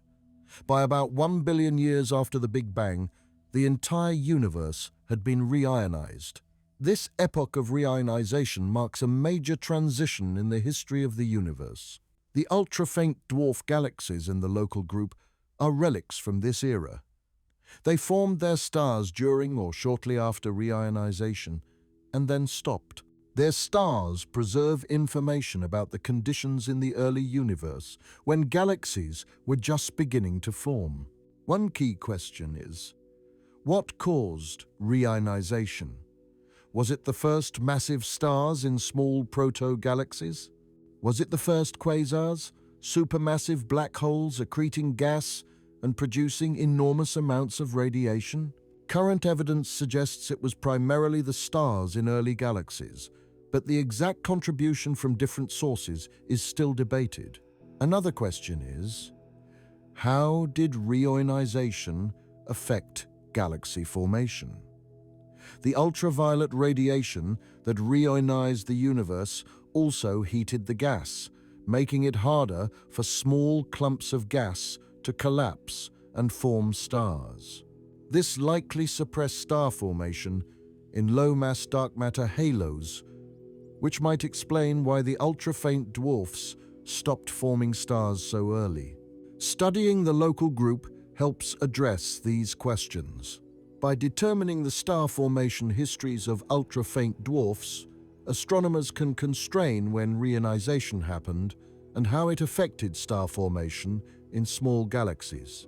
The local group is more than just a collection of galaxies. It is a laboratory for testing our theories of galaxy formation and evolution. Because it is so close, we can study local group galaxies in much more detail than we can study distant galaxies. For example, we can resolve individual stars in local group galaxies and measure their ages, compositions, and motions. This allows us to reconstruct the star formation histories of these galaxies with precision that is impossible for more distant galaxies. We can also study the dynamics of local group galaxies in detail. By measuring the velocities of stars and gas, we can map the distribution of dark matter and test theories about the nature of dark matter. We can search for tidal streams and shells of stars, the remnants of past mergers. These features are too faint to be detected in distant galaxies, but they are clearly visible in local group galaxies. We can study the gas content and star formation in local group galaxies. We can see individual star-forming regions and molecular clouds. We can measure the properties of the interstellar medium. All of this detailed information allows us to test our theories in ways that would be impossible if we only studied distant galaxies. When we develop a theory of galaxy formation, we can test it against the detailed observations we have of local group galaxies. If the theory does not match what we see in the local group, it probably does not work for the rest of the universe either. The local group also allows us to study environmental effects on galaxy evolution. We can compare satellites of the Milky Way to satellites of Andromeda to see if they evolve differently. We can compare isolated dwarfs to those in dense environments to see how environment affects star formation and gas content. These comparisons are possible because the local group contains a diverse sample of galaxies in different environments. It is a microcosm of the larger universe, and what we learn from it applies to galaxy groups throughout the cosmos. The study of the local group has been marked by several breakthrough observations that fundamentally changed our understanding. Each breakthrough was enabled by technological advances that allowed us to see things we had never seen before. One of the most significant was the discovery in the early 2000s of the ultra-faint dwarf galaxies. These galaxies are so faint that even though they are relatively nearby, they were completely invisible until digital sky surveys, like the Sloan Digital Sky Survey, came online. The discovery of these galaxies revealed a whole new population of objects that had been hiding in plain sight. The technique used to find them is ingenious. Astronomers take deep images of large areas of the sky. They then use sophisticated algorithms to identify slight overdensities of stars regions where there are slightly more stars than expected from random chance. These overdensities might indicate the presence of a dwarf galaxy. But not every overdensity is a galaxy. Some are just statistical fluctuations. Others are globular clusters or tidal streams. To confirm that an overdensity is actually a galaxy, astronomers need to measure the velocities of individual stars. If the stars are all moving together with similar velocities, they are probably gravitationally bound and therefore form a galaxy. This requires spectroscopy of individual faint stars, which is technically challenging. But modern spectrographs on large telescopes can do this. They can measure velocities of stars as faint as magnitude 20 or 21, faint enough to pick out individual stars in ultra-faint dwarfs. Another breakthrough has been the ability to measure proper motions, the motion of stars across the sky, for stars in nearby dwarf galaxies. This was made possible by the Gaia mission, which has measured the positions of billions of stars with unprecedented precision. By comparing positions measured at different times, astronomers can determine how stars are moving across the sky. For nearby dwarf galaxies, this allows determination of their full three-dimensional motion, not just how fast they are moving toward or away from us, but also how fast they are moving across our line of sight. This information is crucial for understanding the orbits of satellite galaxies. It allows astronomers to calculate where a satellite galaxy has been and where it is going. It allows them to determine whether a satellite is on its first infold toward the Milky Way or whether it has made multiple passes. It helps constrain the mass of the Milky Way's dark matter halo. The measurement of chemical abundances in distant stars has also improved dramatically. Modern spectrographs can measure the abundances of dozens of different chemical elements in individual stars. This allows astronomers to reconstruct the detailed chemical evolution of galaxies and to identify stars that came from the same parent galaxy based on their chemical signatures. One technique that has proven particularly powerful is studying RR Lyrae variables. These are pulsating stars with well-known properties. They are old, they have a characteristic luminosity, and they pulsate with a period of about half a day. By finding RR Lyrae stars in a dwarf galaxy and measuring their properties, astronomers can determine the distance to the galaxy, its age, and its metallicity. The study of tidal streams has also benefited from technological advances. Streams are faint and extended, making them hard to detect. But by combining data from multiple sources, photometry from wide-field surveys, spectroscopy of individual stars, proper motions from Gaia astronomers can map streams in exquisite detail. They can determine which stars belong to the stream and which are foreground or background stars. They can measure how the stream's width, density, and velocity change along its length. They can use this information to model the orbit of the progenitor galaxy and to constrain the shape of the Milky Way's dark matter halo. Radio observations have revealed the distribution of neutral hydrogen gas in local group galaxies. Hydrogen emits radio waves at a wavelength of 21 centimeters, and radio telescopes can map this emission to see where the gas is located and how it is moving. These observations show that many dwarf galaxies have been stripped of their gas. The irregular dwarfs still have substantial gas reservoirs, but the spheroidal dwarfs have little to no detectable gas. This confirms the picture that environmental effects have removed gas from the spheroidal dwarfs, shutting down their star formation. The observations also reveal interesting structures in the gas.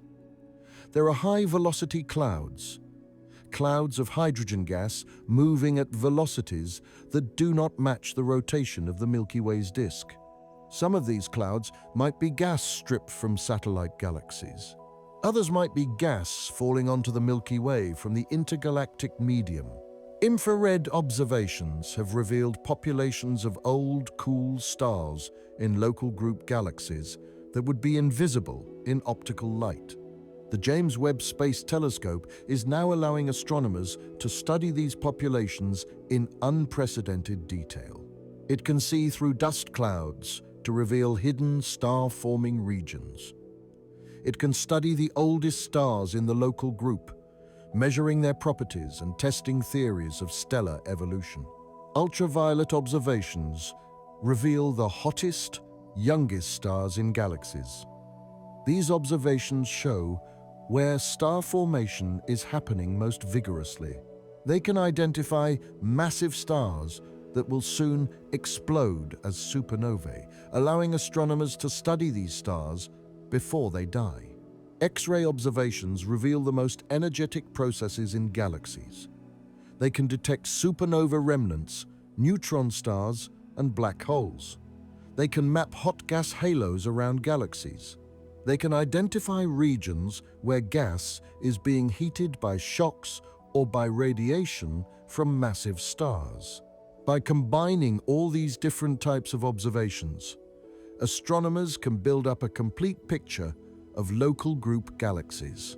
Each type of observation reveals different aspects of the galaxies, and together they provide constraints on theories of galaxy formation and evolution. Understanding the local group is not just about making observations. It also requires sophisticated theoretical modeling and computer simulations. These simulations allow astronomers to test whether their theories of galaxy formation can actually produce galaxies like the ones we see. Modern cosmological simulations start with the initial conditions of the universe shortly after the Big Bang. These initial conditions are based on observations of the cosmic microwave background radiation, which show tiny fluctuations in the density of matter in the early universe.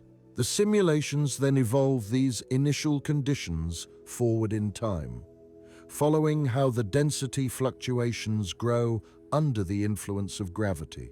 They track the formation of the first dark matter halos, the accretion of gas into those halos, the cooling and collapse of gas to form stars, the feedback from those stars, and the mergers of halos to form larger structures.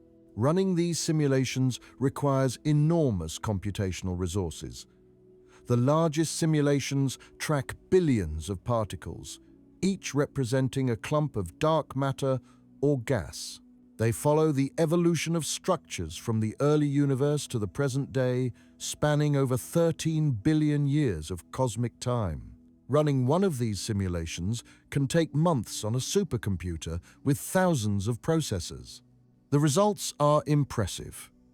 Modern simulations can reproduce many of the observed properties of galaxies, including their sizes, masses, star formation rates, and gas content. They can reproduce the large-scale structure of the universe, with galaxies organized into groups, clusters, and filaments separated by voids. But simulations are only as good as the physics they include. If important physical processes are left out or incorrectly modeled, the simulations will not match observations. One challenge is modeling star formation. Star formation happens on scales of light years or less, far smaller than the resolution of cosmological simulations, which typically have resolutions of hundreds or thousands of light years. So, star formation must be modeled using subgrid prescriptions, simple rules that approximate what happens on smaller scales based on the larger scale conditions. Another challenge is modeling feedback.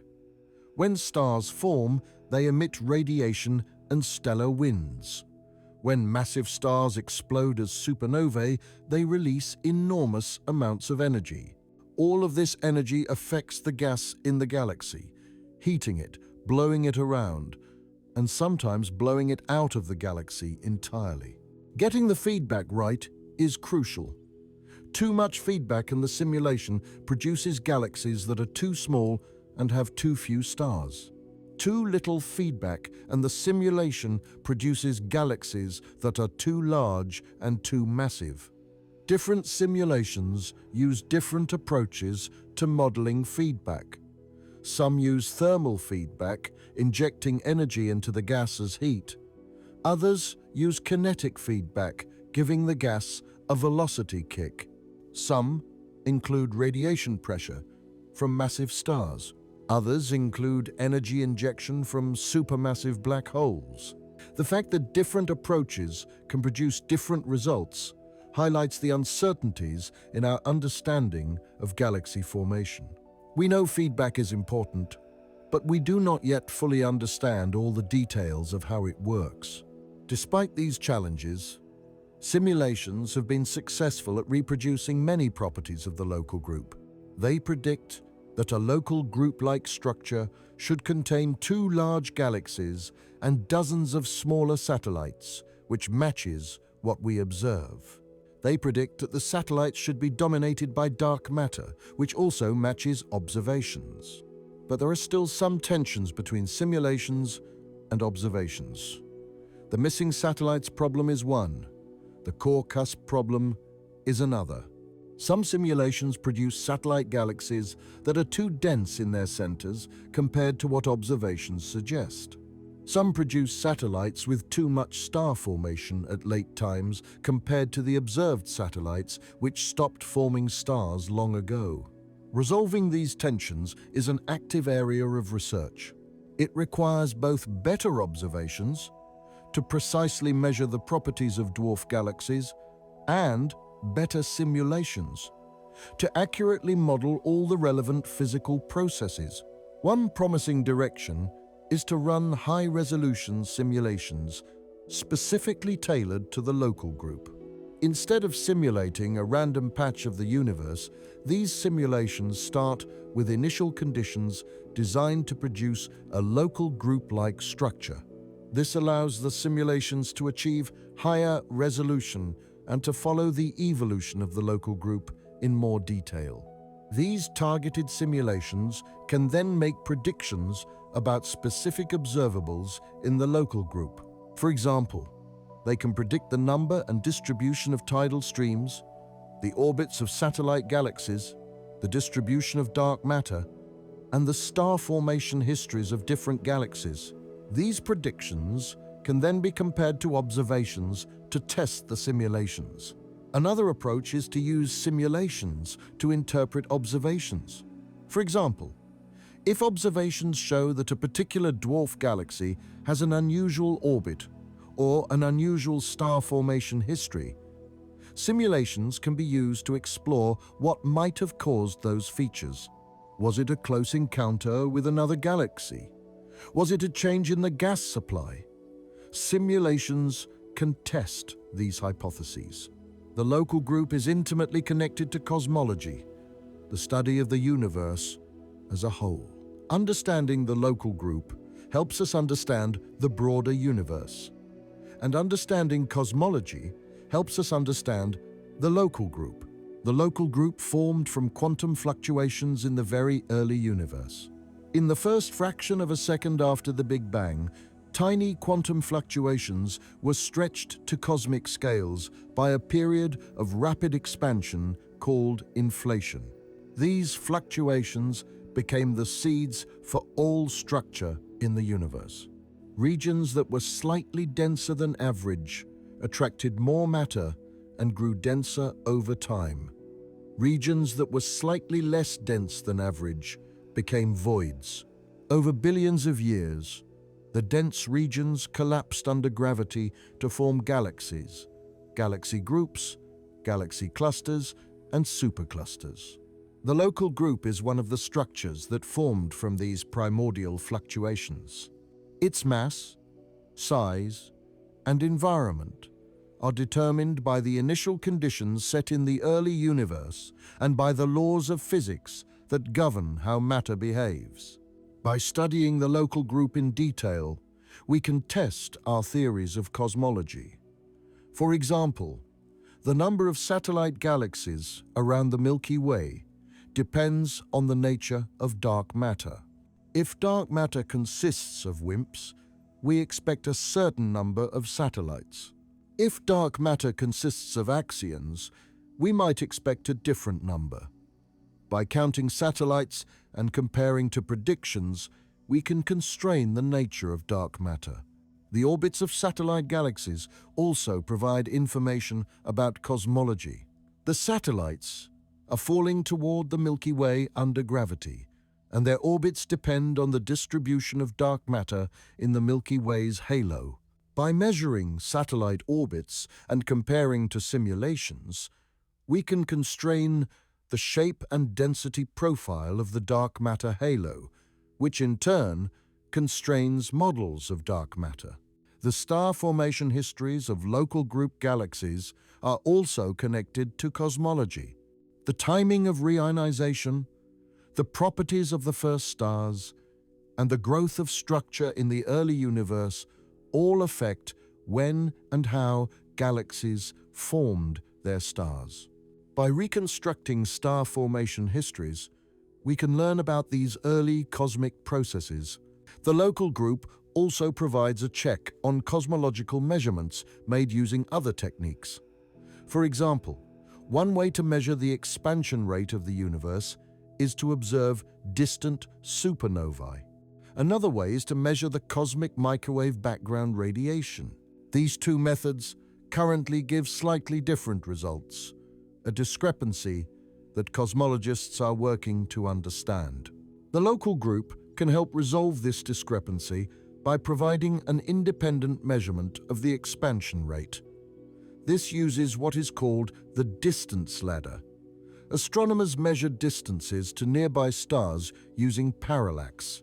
They use those stars to calibrate Cepheid variables. They use Cepheids to measure distances to local group galaxies. They use local group galaxies to calibrate Type 1a supernovae.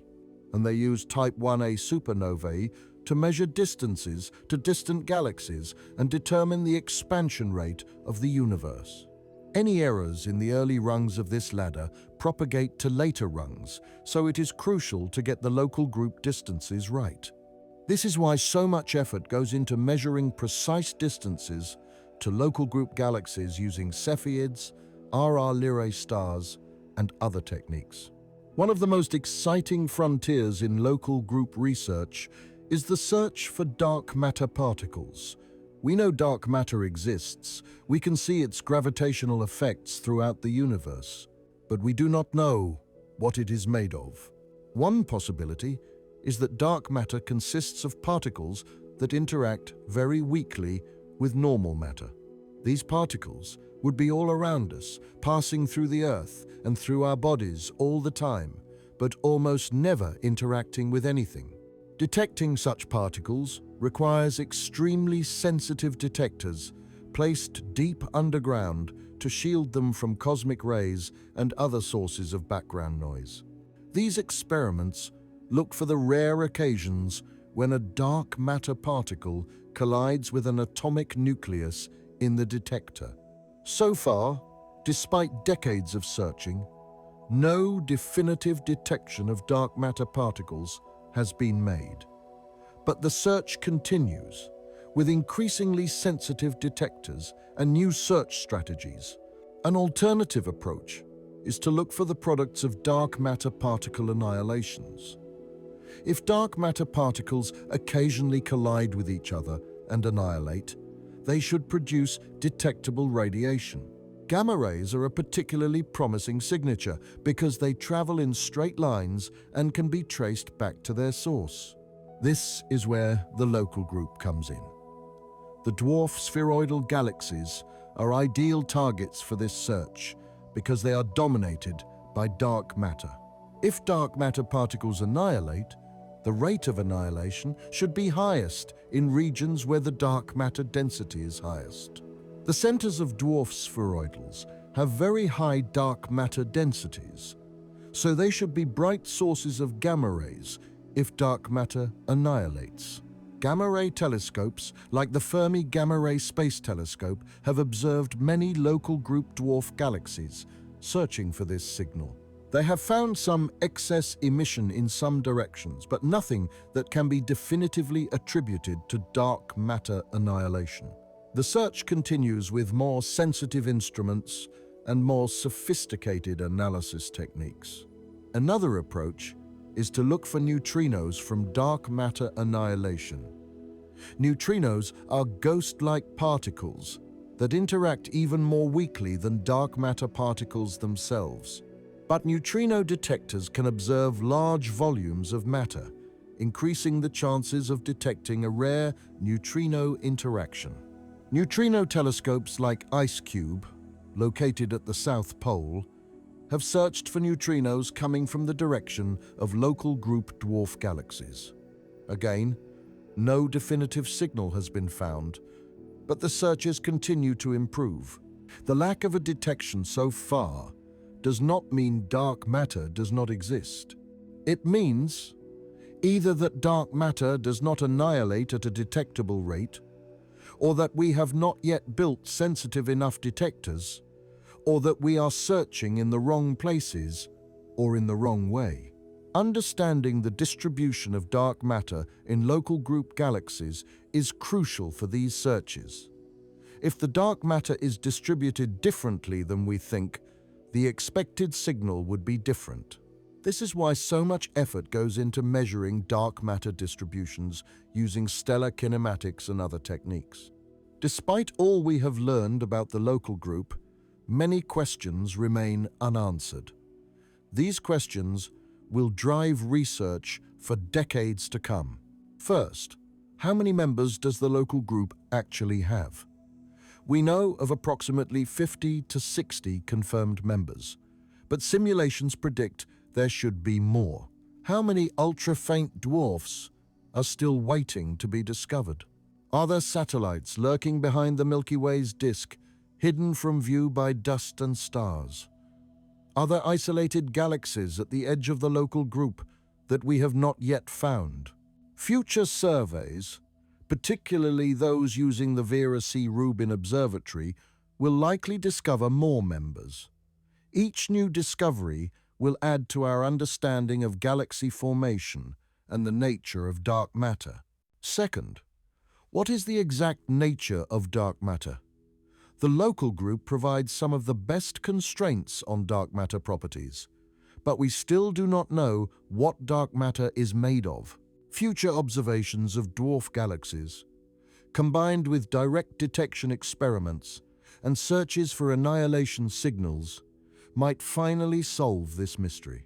Third, what shut down star formation in dwarf spheroidal galaxies?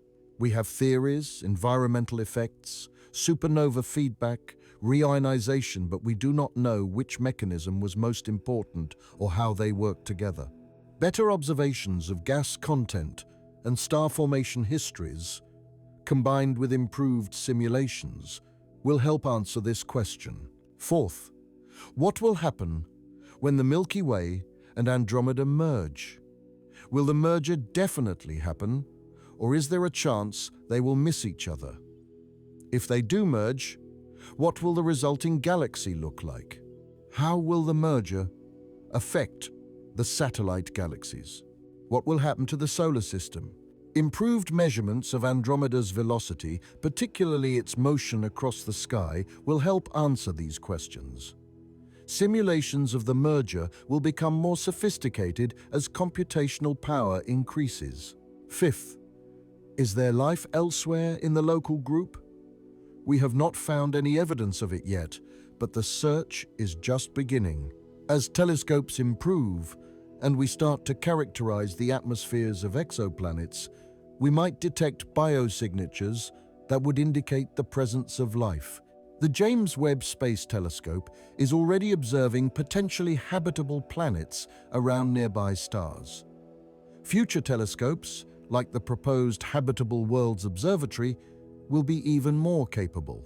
If life exists on planets around stars in the Milky Way, we might find evidence of it within the next few decades. These are just some of the questions that remain. Each one represents an opportunity for discovery, a chance to learn something fundamentally new about the universe. And the local group, our cosmic neighborhood, is where we will find many of the answers. Beyond the science, beyond the technical details, there is a deeper reason why the local group matters. It matters because it is our home in the largest sense of that word. When we talk about home, we usually mean our house or our city or our country. But the local group is home on a much grander scale. It is the collection of galaxies that contains not just our planet, not just our solar system, not just our Milky Way, but our entire gravitationally bound cosmic neighborhood. Understanding the local group means understanding our origins. The atoms in our bodies were forged in stars in the Milky Way and in the dwarf galaxies that merged with the Milky Way. The iron in our blood, the calcium in our bones, the carbon in our DNA, all of it came from stars that lived and died in the local group. When a star explodes as a supernova, it scatters these elements into space, enriching the gas clouds from which new stars and planets form. The solar system formed from a cloud of gas and dust that had been enriched by countless previous generations of stars. We are, quite literally, made of stardust from local group galaxies. Understanding the local group also means understanding our future. The likely merger between the Milky Way and Andromeda will reshape our entire cosmic neighborhood. While the merger is billions of years away, long after the Sun has died and the Earth has been destroyed, it is still part of the story of the local group, and therefore part of our story. There is also something profound about the fact that we can understand the local group at all. We are tiny beings on a small planet, and yet we can comprehend structures that span millions of light years. We can measure the masses of galaxies billions of times more massive than our Sun. We can reconstruct the histories of galaxies that formed over 10 billion years ago. We can predict the future evolution of structures billions of years hence. This ability to understand the universe is one of the most remarkable things about being human. It required the evolution of intelligence over millions of years. It required the development of language, mathematics, and science over thousands of years. It required the construction of telescopes, computers, and spacecraft over hundreds of years. And it requires the dedication of thousands of astronomers working today, making observations, analyzing data, building theories. The study of the local group is a collective human endeavor built on the work of generations of astronomers, Edwin Hubble, who proved that Andromeda is a separate galaxy, Harlow Shapley, who discovered many of the first dwarf galaxies, Vera Rubin, whose observations of rotating galaxies provided strong evidence for dark matter, Fritz Zwicky, who first proposed that most of the mass in the universe is invisible, and thousands of others, famous and unknown, who have contributed to our understanding. This work continues today. Young graduate students are analyzing data from the latest surveys, searching for new ultra-faint dwarfs. Postdoctoral researchers are running simulations on supercomputers, testing theories of galaxy formation. Senior scientists are designing the next generation of telescopes that will allow us to see even farther and more clearly. All of this work is driven by curiosity, by the desire to understand our place in the universe. There is no immediate practical application to understanding dwarf spheroidal galaxies or measuring dark matter distributions. But there does not need to be. The pursuit of knowledge for its own sake is one of the noblest human endeavors. That said, the technologies developed for astronomy often find applications elsewhere. The CCD cameras developed for astronomical observations are now in every digital camera and smartphone. The image processing techniques developed for analyzing astronomical images are used in medical imaging. The algorithms developed for finding faint galaxies in sky surveys are being adapted for use in machine learning and artificial intelligence. But beyond the practical applications, there is intrinsic value in understanding the universe. It enriches our lives. It gives us perspective. It reminds us that we are part of something much larger than ourselves. When you look up at the night sky and know that you are seeing members of the local group, It changes how you think about that view. That faint smudge in Andromeda is not just a random patch of light. It is a galaxy containing 1 trillion stars, each potentially orbited by planets, some of which might harbor life. It is a galaxy that will collide with our own billions of years from now. It is a galaxy that formed from the same cosmic web that gave rise to the Milky Way. The Magellanic Clouds visible in the southern sky are not just pretty celestial objects. They are dwarf, irregular galaxies being torn apart by the Milky Way's gravity. They are cosmic laboratories where we can study star formation and galaxy interactions in action. Even the stars we cannot see, the ultra-faint dwarf galaxies invisible to the naked eye, matter. They are relics from the dawn of time, preserving information about the first billion years of cosmic history. They are dominated by dark matter, helping us understand this mysterious substance that makes up most of the universe. The local group is a reminder of scale. Our everyday concerns, as important as they are to us, take place against a backdrop of cosmic immensity. The local group spans 10 million light-years. It contains trillions upon trillions of stars. It has existed for over 13 billion years and will continue to exist and evolve for billions more. This scale can be humbling, but it can also be inspiring. Despite our tiny size, despite the brief moment we occupy in cosmic history, we can understand these vast structures. We can measure, analyze, and comprehend the local group. That is a remarkable achievement. The local group is also a reminder of our connection to the cosmos. We are not separate from the universe, looking in from outside. We are part of it. We are made of atoms that were created in the Big Bang and processed through stars. We live on a planet orbiting a star in a galaxy that is a member of the local group. We are cosmic citizens. This perspective can change how we think about ourselves and our place in the universe. It can make our problems seem smaller, but it can also make our existence seem more precious. We are here now, able to contemplate the universe. That is something special. The study of the local group also raises philosophical questions. If there are trillions of stars in the local group, and if many of those stars have planets, and if some of those planets are habitable, might there be other intelligent beings out there? Are we alone in the local group? Or are there others, looking up at their own night skies and wondering the same things we wonder? We do not know the answer to that question, but the mere fact that we can ask it, that we can seriously contemplate the possibility of other life in the universe, is profound. It changes how we think about life, about intelligence, about our uniqueness or lack thereof.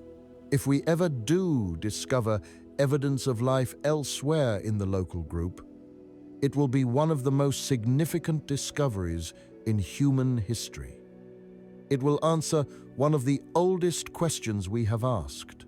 It will tell us that life is not unique to Earth, that it can arise elsewhere, that the universe might be full of living worlds. But even if we never find life elsewhere, the search itself is valuable. It teaches us about ourselves, about what makes life possible, about the conditions necessary for habitability. It pushes our technology to new limits. It inspires wonder and curiosity.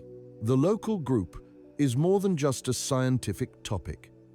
It is our context, our home, our connection to the cosmos. Understanding it means understanding ourselves. And that, ultimately, is why it matters. When we study the local group, we are studying our origins, our present, and our future. We are learning where we came from, where we are, and where we are going. We are placing ourselves in the largest possible context. seeing ourselves as part of a structure that spans millions of light years and billions of years. That perspective is valuable. It reminds us of what we are, tiny beings on a small planet, but beings capable of understanding the cosmos. It reminds us of our place in the universe, one planet among billions, one star among hundreds of billions, one galaxy among dozens in our local neighborhood, one galaxy group among countless others in the observable universe. But it also reminds us that we are here, now, able to observe and understand. We live in a special time when the universe is observable, when we have the technology to study it, when we have the knowledge to comprehend it. We are fortunate to be able to contemplate the local group, to map its members, to trace its history, to predict its future. The local group is our cosmic neighborhood. Understanding it is one of the great scientific achievements of our time, and the quest to understand it fully continues, driving research, inspiring new observations, raising new questions. With each discovery, we learn more about where we came from, how we got here, and what the future might hold.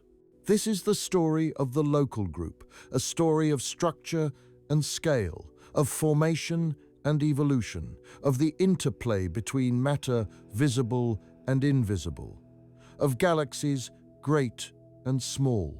It is a story written in starlight, across millions of light years and billions of years. And it is our story, because we are part of the local group, members of this cosmic community, residents of this vast neighborhood of galaxies. As we continue to explore the local group, as we discover new members and measure their properties, as we reconstruct their histories and predict their futures, we are writing the next chapters of this story. We are adding to human knowledge, piece by piece, observation by observation. We are fulfilling our potential as a species capable of understanding the cosmos. And in doing so, we are finding our place in the universe, not at the center, not unique, but part of something larger, something grander, something more wonderful than we ever imagined. That is the gift of understanding the local group. That is why we study it, and that is why it will continue to fascinate and inspire us for generations to come.